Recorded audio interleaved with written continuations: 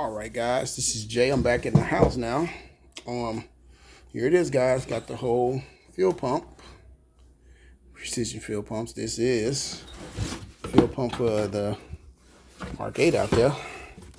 Also got a fuel filter too, because once we get this thing changed, once we got the brand new fuel pump in the bag with this. Once we get this thing changed, I'll be really careful with this. So fuel pump and everything here. Get a good look at it.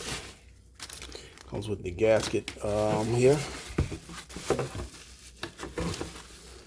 There it is, brand new strainer.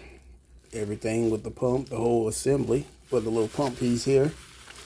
Attach all this to the float and everything, and bam. Yeah, you just attach the whole float and everything to it. And wow, bam.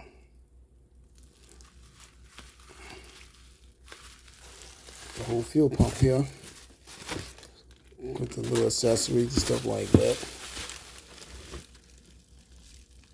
And they do tell you to change the filter or whatever, but there is the filter right there. So we're going to be replacing that fuel filter. And get this fuel pump put on. Get that put on. So, yep.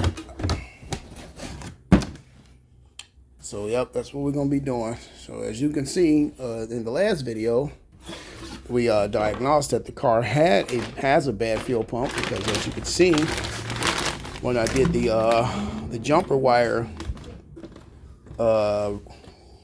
the thing I did with the jumper wire on the relay, you heard the fuel pump humming. So we knew that it was something going on with it. So now that we got that done, we diagnosed that the Mark has a bad fuel pump. Here we go.